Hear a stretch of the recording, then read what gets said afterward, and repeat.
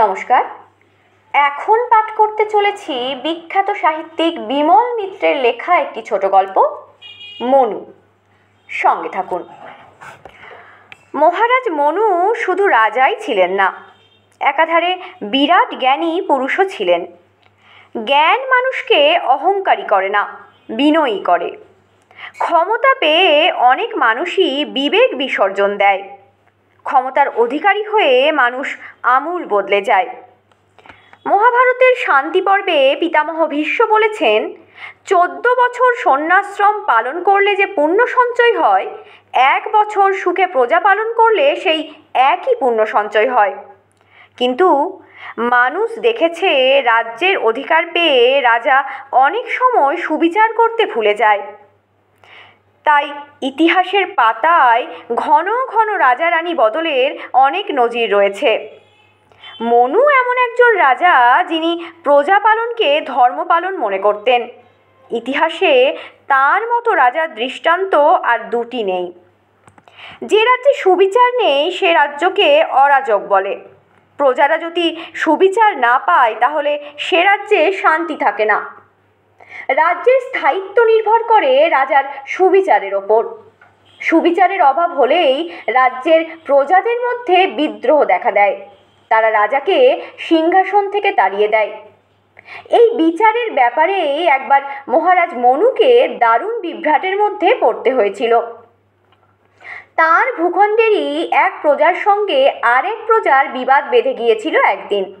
বিবাদের উপলক্ষ বড় সামান্য, কিন্তু সেই সামান্য জিনিসটাই একদিন মহারাজ মনুর কানে গিয়ে পৌঁছল। মনুর রাজ্যে সুধর্ম ছিল ছোট চাষি। ক্ষেতের চাষবাস করে দিন চালাতো। কোনো অভাব ছিল না তার। প্রয়োজনের বেশি উপার্জন করার আকাঙ্ক্ষা ছিল না বলে মনেও তার শান্তি ছিল।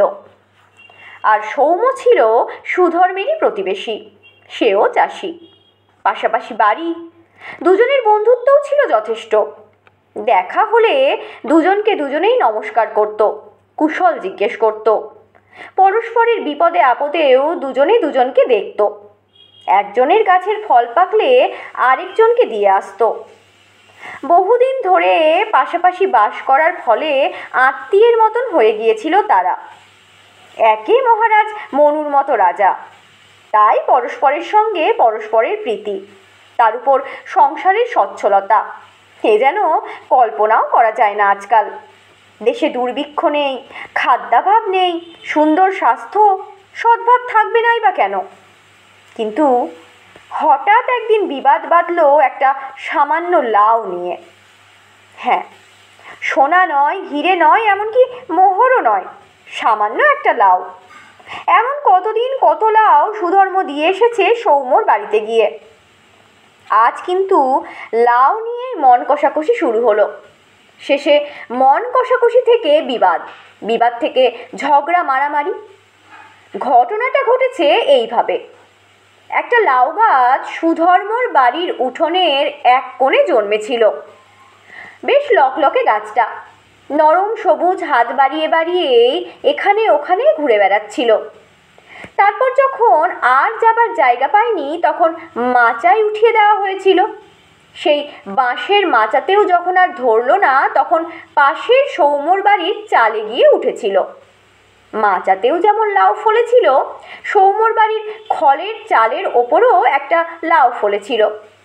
ফলেছিল তো ফলেছিল, ওরকম কত লাউ ফলে, আবার কত লাউ শুকিয়ে যায়, তার হিসেব রাখার কোনো দরকারও মনে করে না কেউ। কিন্তু একজন একটা খবর দিয়ে গেল সুধর্মকে যে তার লাউ গাছের লাউ কেটে নিয়েছে সৌম্য। পরের মুখের শোনা খবর কানে বাজে বেশি, তাই খবরটা শোনার পর সুধর্মর রাগ হলো মনে মনে। লাউটা চেয়ে নিলেই পারত সৌম্য, না বলে কেটে নেবার দরকার কি? চাইলে কি সুধর্ম দিত না তাকে? কতদিন কত জিনিসই তো দিয়ে এসেছে তাকে।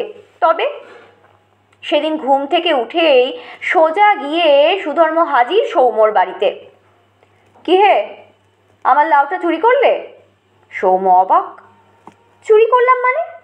সুধর্ম বললে, না চাইতে তো তোমাকে কতদিন কত জিনিস দিয়েছি, তাহলে না বলে তুমি লাউটা নিলে কেন? সৌম্য বললে, তুমি আমাকে চোর বলছো? জানো কি বলছো? মুখ সামলে কথা বলবে। সুধর্ম বললে, কি? চুরি করে আবার চোখ রাঙানি? কে বললে আমি চুরি করেছি? আমার গাছের লাউ তুমি কেটে নাওনি? সৌম্য বললে, আমার চালের লাউ আমি কেটেছি। তোমার লাউ কে বললে? আমার নিজের বাড়ির চালের ওপর থেকে আমি কেটেছি। তোমার জমিতে আমি পা দিয়েছি? সুধর্ম বললে, কিন্তু গাছটা তো আমার। গাছ যারই হোক তা আমার দেখার দরকার নেই। আমার নিজের চাল থেকে কেটেছি, তাতে কারো কিছু বলার নেই। তার মানে? কথা কাটাকাটি থেকে শুরু হলো গালাগালি, আর তারপর গালাগালি থেকে হাতাহাতি। দুটো পরিবারের আগে কত বন্ধুত্ব ছিল, অথচ একটা সামান্য লাউ নিয়ে বিবাদ আরম্ভ হয়ে গেল।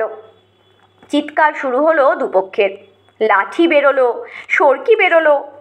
কেউ আর তখন কারো নয়, দুজনেই দুজনের শত্রু। মারামারির খবর পেয়ে রাজ দরবার থেকে রাজ্যের শান্তি রক্ষক এলো, এসে দুজনকেই ধরে নিয়ে গেল। মহারাজ মনুর সামনে হাজির করা হলো তাদের। মনু জিজ্ঞেস করলেন, কি হয়েছে? দুজনেই দুজনের বক্তব্য বললে। তোমরা একটা সামান্য লাউ নিয়ে ঝগড়া করছো? সুধর্ম বললে, ধর্মাবতার, লাউ সামান্য জিনিস হতে পারে, কিন্তু ও আমার জিনিস চুরি করবে তা বলে? তা চুরি করলেই বা তুমি ওকে ক্ষমা করে দাও না। সুধর্ম বললে, আমি আজ যদি ওকে ক্ষমা করি তাহলে কাল যে ও আমার আরও জিনিস চুরি করবে না তার প্রমাণ কি? সৌম্যর দিকে চেয়ে তখন মহারাজ মনু বললেন, তুমি না হয় ওর জিনিসটা ফেরত দিয়ে দাও। সৌম্য বললে, ফেরত দেবো কী করে হুজুর? আমি যে সে লাউ রান্না করে খেয়ে ফেলেছি, আর না খেলেও আমি ফেরত দেবো কেন? ওটা তো আমি আমার নিজের জমিতেই পেয়েছি, আমি তো ওর এলাকায় যাইনি। তাহলে তুমি ওর কাছে ক্ষমা চাও। কেন আমি ক্ষমা চাইতে যাব ধর্মাবতার? আমি অন্যায়টা কি করেছি? গণ্ডগোলটা কিছুতেই মিটল না। মহারাজ মনু অনেকক্ষণ ভাবলেন, কিছুতেই মীমাংসা করতে পারলেন না কি বিচার করবেন, কাকে শাস্তি দেবেন, কে দোষী। বললেন, 7 দিন পরে এর বিচার করব আমি, আজ থাক। 7 দিন সময় বড় দুর্ভাবনায় কাটল। বড় চিন্তিত রাজ্যের সবাই। মহারাজের কি বিচার করবেন দেখা যাক। এমন অভিযোগ কখনো আগে মহারাজের সামনে ওঠেওনি, সুতরাং এমন অভিযোগের বিচার করতেও হয়নি তাকে। কিন্তু মহারাজ মনুকে সবাই বিশ্বাস করে। মহারাজের ওপরে সকলেরই আস্থা আছে। সবাই জানে মহারাজ মনু কখনো অবিচার করতে পারেন না। কেউ বলতে লাগলো, সুধর্মই জিতবে, লাউটা তো তারই। আবার কেউ বলল, সৌম্যই জিতবে, লাউটা তার বাড়ির মাঝেতেই তো ফলেছে।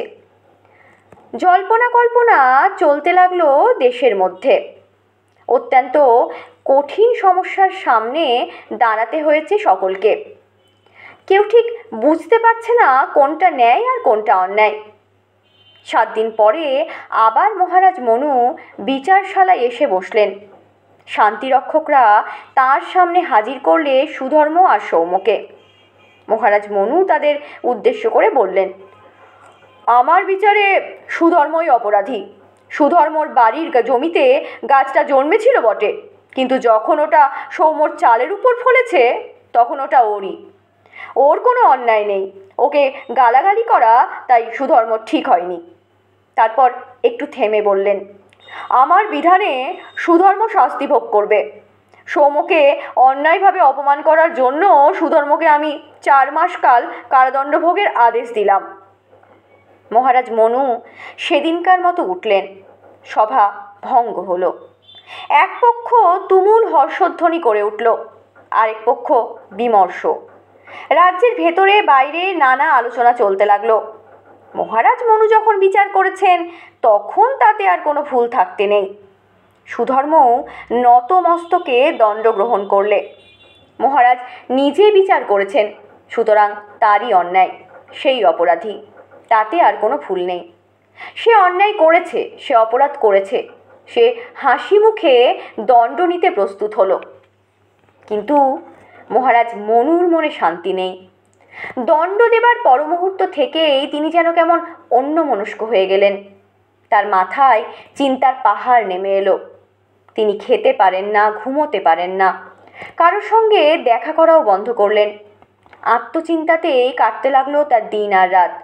তিনি কি নিরপরাধকে শাস্তি দিলেন? তিনি কি নির্ভুল বিচার করলেন? তিনি কি বিবেকের অনুশাসন অনুযায়ী বিচার করলেন? কোনটা ঠিক আর কোনটা বেঠিক কে তাকে বলে দেবে? তার এতদিনের জ্ঞান, বুদ্ধি, বিবেচনা, বিচার সমস্তই কি নিখুঁত? তিনিও কি লোকের মতামত শুনে কর্তব্য নির্ধারণ করেন? তিনিও কি নিষ্পাপ? তার বিচারে কি কোনো খাদ নেই, কোনো ভেজাল নেই? তিনি কি জনসাধারণের প্রীতি ভালোবাসার জন্য এই বিচার করলেন? তিনি কি জনপ্রিয়তায় চান, না চান যে সত্য যত অপ্রিয়ই হোক তার জয় একদিন হবে? জনপ্রিয়তা বড় না সত্য বড়? ভেবে ভেবে কিছুই সমাধান করতে পারেন না। আবার ভাবেন, পণ্ডিতদের পুঁথি এনে পড়েন, তাতেও কিছু সুরাহা হয় না। আরও ভাবনা বাড়ে। যত ভাবেন ততই মাথা ভার হয়ে যায়, কোনো সিদ্ধান্তেই আসতে পারেন না। শেষে একদিন তিনি ঘোষণা করলেন তিনি সিংহাসন ত্যাগ করবেন। প্রজারা এসে করজোড়ে সামনে দাঁড়ালো। কেন মহারাজ? মহারাজ মনু বললেন, আমি তোমাদের মহারাজ হবার অযোগ্য। এখনও আমার ন্যায় অন্যায়, সৎ অসৎ জ্ঞান হয়নি। এখনও আমার সন্দেহ আছে। এখনও আমি ধ্রুব সত্যের দেখা পাইনি। আমি এখনও আলো খুঁজছি। আমি আরও চিন্তা করব, আমি আরও তপস্যা করব। আর তারপর মহারাজ মনু সংসার ত্যাগ করে বনে চলে গেলেন। বনে গিয়ে তপস্যা করতে লাগলেন। সেই বনে গিয়েই তিনি লিখলেন মনু সংহিতা। মনু সংহিতা সেই মহারাজ মনুর আমরণ তপস্যার ফল। এতক্ষণ শুনছিলেন সাহিত্যিক বিমল মিত্রের লেখা একটি ছোট গল্প মনু। গল্পটির পাঠ এখানেই শেষ হলো। ধন্যবাদ।